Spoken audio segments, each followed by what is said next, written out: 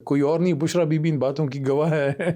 وہ بیٹھی تھی ساتھ نا, وہ باتیں نہیں کرتی, خاموش بیٹھی ہوتی ہیں جب کوئی بات کر رہا ہوتا ہے ان کے ساتھ ہی. تو میں کہا خان صاحب مجھے ایک بات بتائیں, نبی پاک صلی اللہ علیہ وسلم سے بڑا آدمی تو دنیا میں کوئی نہیں آیا.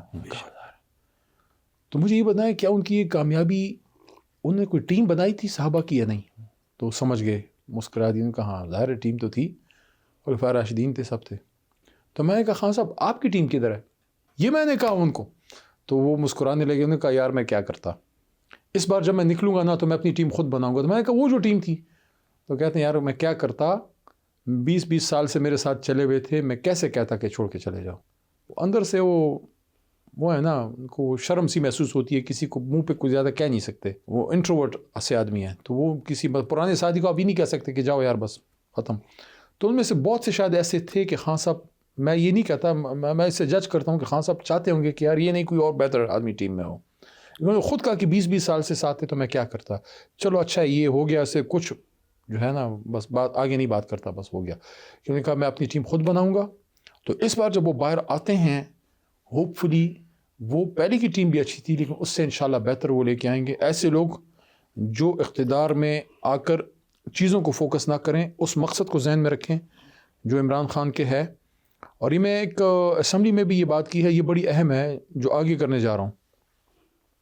کاش اس پہ ہماری کابینہ عمل کرتی.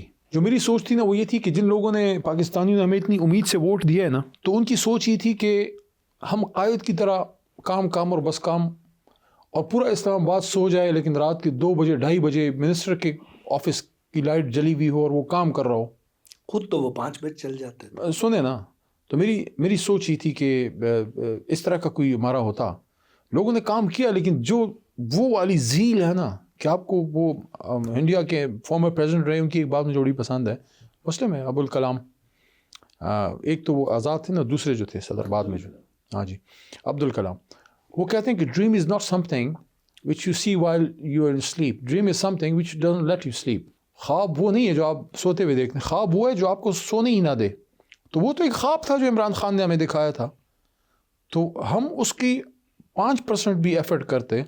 میں سارے وزیروں کو کہہ رہا ہوں, بڑی گاڑیاں لے رہے ہیں, وہ لے رہے ہیں, لینڈ کروزر لے رہے ہیں, اور سرکاری کوشش کریں کہ یہ مجھے مل جائے, میرا دفتر فلانا ہو, اس کے پردے یہ ہو. نو, آپ اس پہ فوکس کریں جو عمران خان کا ویژن ہے. تو میں اس بات کی طرف لے کے آ رہا ہوں, اور اس میں کام کرنے والے بھی تھے, بہت محنتی بھی تھے, جیسے مراد تھے.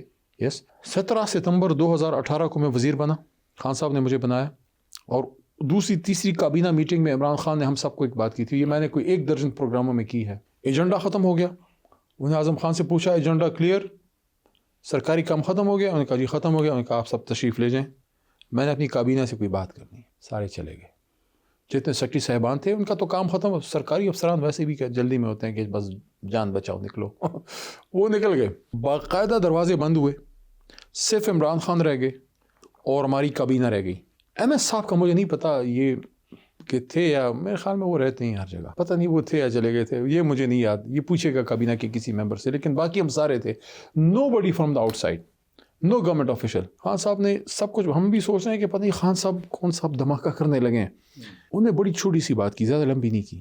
انہوں نے ہمیں کہا دیکھو 2018 ستمبر کا مہینہ یا اکتوبر تھا شاید, مطلب ہے حکومت کے پہلے دن ہے, اس لیے میں نے اس پہ ایمفیسس کر رہا ہوں. کہتے ہیں کہ میں سیاست کرنے نہیں آیا, میں اس ملک کو ٹھیک کرنے آیا ہوں. خان صاحب کہتے ہیں, ہمیں کہہ رہے ہیں, اور کہتے ہیں کہ میں اپنی حکومت قربان کر دوں گا لیکن تم لوگوں میں سے کسی کرپٹ کو نہیں چھوڑوں گا. یہ انہوں نے ہمیں کہا.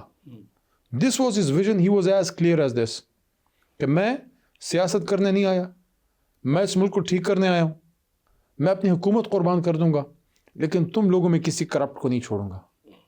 تو جب میٹنگ ختم ہو گئی باہر آ گئے, حماد اظہر میرے ساتھ تھا, عمر میں میرے سے چھوٹا ہے, میں اس کو حماد کہتا ہوں, مجھے علی بھائی کہتا ہے. میں کہا یار حماد کیا بات کی ہے خان صاحب نے. حماد مجھے کہتا ہے علی بھائی مجھے لگتا ہے کہ ایسی بات اس پی ایم ہاؤس میں کسی پی ایم نے پہلے نہیں کی ہوگی. تو یہ ہے ویژن اس آدمی کا. اب ٹیم وہ بنائے گا انشاءاللہ, یہ بات ضروری تھی اس لیے کی. اور اس کے ساتھ ہم نے کیا کیا, لیکن علی بھائی اس کو قیدی نمبر 804 بنایا. لیکن علی بھائی ہم کیوں ایسا کرتے ہیں یار؟ دیندار آدمی ہے, سچے کھرے کوئی دیندار آدمی نہیں ہوں. ہاں یہ میں کہہ سکتا ہوں کہ میں جو دل میں آتا ہے میں کہہ دیتا ہوں. لیکن آپ مجھے یہ بتائیں اور میں نے ایک دفعہ اپنی پہلی کابینہ اس میٹنگ میں بھی کی تھی کور کمیٹی میں. کیا اس کابینہ میں بہت سارے لوگ ایسے نہیں تھے جنہوں نے کھل کے کرپشن کی؟ کیا ایسے وزرائے جس اعلیٰ نے نہیں کی اللہ تھے؟ اس کو غرق کرے. ٹھیک ہے، جنہوں نے کھل کے کرپشن کی تو خان صاحب نے ان کے خلاف کیا ایکشن لیا؟ زیادہ سخت لینا چاہیے تھا. 2015 December you can confirm it from Khan صاحب. There was another person but he is not any more. Allah ان کی مغفرت فرمائے. نعیم الحق بھائی وہ گواہ ہیں اس میٹنگ کے. اون چودھری صاحب تھے لیکن ان کو جب اس طرح اندر آئے تو میں کہا میں خان صاحب سے کوئی بات کرنی ہے تو اون بھائی پھر چلے گئے. میں ٹائم لے کے گیا تھا کہ مقصد کے لیے. 2015 نئی حکومت کو بنے ہوئے 2 سال ہو چکے ہیں. علی محمد ینگ ایم این اے ہے. عمران خان صاحب اس کو زیادہ جانتے بھی نہیں ہیں. بس یہ پتہ ہے کہ بس میٹنگ میں بول پڑتا ہے اور پتہ نہیں شاید میرے سے تنگ بھی ہوں گے. میں نے ان کو کہا کہ ہاں صاحب میں نے ایک چیز آبزرو کی ہے کہ آپ کی اس جماعت میں زیادہ تر لوگ ایسے ہیں جن کی فیملی میں کبھی پالیٹکس نہیں رہی، مطلب پاور نہیں رہی، اور ینگ ہیں، انفیٹرڈ پاور ہے. آپ ایک کام کریں. میں نے کہا آپ کے پاس تو اداروں کی بھی رپورٹیں آتی ہیں، آپ بڑے آدمی ہیں، تو ہم لوگوں کی رپورٹیں جو آپ کے پاس آتی ہیں نا، آپ بھٹو صاحب والا کام شروع کریں. میں نے کہا کیا؟ میں نے کہا کسی کی کوئی فائل ہو نا، کوئی غلط چیز ہو، اس کو ادھر بنی گالا سامان کریں. اور میں نے کہا سٹارٹ میرے سے لیں. ہم سب کا اداروں کو کہیں. مجھے یہ تو نہیں پتا کہ انٹر سروسز سے ان کو رپورٹ کرتی تھی، لیکن کیونکہ پی ایم تو تب نہیں تھے، لیکن صوبائی حکومت تو تھی نا، تو صوبائی سی آئی ڈی وغیرہ تو صوبائی احتساب کمیشن سب تو ان کے نیچے رپورٹ تو آتی ہوگی. میں ان کو کہا کہ آپ اداروں سے رپورٹیں ہم سب کی منگوائیں. میں کہا سب سے پہلے میرے سے سٹارٹ کریں. اور اگر کسی بچے ہی تھے ینگ منسٹرز، کوئی چیز غلط نظر آئے تو پہلی بار اس کو تنبیہ کریں.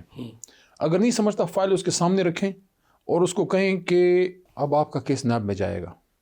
میں کہا 2-3-4 لوگوں کو سزا دیں، کچھ ایم پی ایز، کچھ ایم این ایز، جن میں کوئی چیز نظر آئے، اس کے بعد آپ دیکھیں سب وضو میں رہیں گے. تو عمران خان صاحب کے الفاظ مجھے یہ تھے کہ علی تم بہت سختی کرتے ہو. ان کو میں نے کہا خان صاحب آپ جس کام میں پڑے ہیں وہ سختی کیے بغیر ہوگا نہیں. علی بھائی، جب آپ نے انہیں یہ مشورہ دیا، جب آپ نے انہیں خط بھی لکھا، جب ٹائم لے کے آپ گئے، تو انہوں نے اس پہ عمل تو نہیں کیا، ٹھیک ہے، بلکہ آپ جو کہتے ہیں نا کہ کیا انہوں نے کیا کیا عمل اس پہ انہوں نے؟ کیا انہوں نے ساروں سے پوچھ گچھ کر کے؟ نہیں، وہ تو نہیں ہوا، تو نہیں ہوا، وہ ہونا چاہیے، لیکن انہوں نے دیکھیں جہانگیر ترین صاحب کو فارغ نہیں کیا، علیم خان صاحب کو فارغ نہیں کیا. اپنا ہمارے دوسرے بھائی ہیں وہ ناراض نہ ہو، یہ تو میں واقعات بتا رہا ہوں. یہ جو تھے ہمارے جنرل سیکرٹری جو تھے خان صاحب کے پرانے صاحب کیانی صاحب کو نہیں فارغ کیا. انہوں نے عثمان بزدار کو کیا انہوں نے خیبر پختونخوا میں بڑے پرانا ہمارا جیدار ورکر تھا ضیاء افریدی، اس کو نہیں فارغ کیا. کیا انہوں نے عثمان بزدار کو کیا؟ کیا انہوں نے فرح گوگی کو کیا؟ یہ گوگی پتنی کیا بلا ہے، اس کا تو نام انہوں نے رجیم چینج کے بعد سنا. یہ کیا چیز ہے؟ ٹھیک ہے، وہ جو اتنی زیادہ وہ جو ساری ٹرانسفر پوسٹنگ اور وہ جو سارے کھاتے وہ چلاتی تھی، ٹھیک ہے، یہ کرنا چاہیے تھا. ایکشن لیا؟ کیا زلفی بخاری کا جب رنگ روڈ میں نام آیا کیا اس کو فارغ کیا؟ ان کو تو فارغ کیا نا کابینہ سے، اس کے بعد کابینہ کا پھر حصہ نہیں رہے.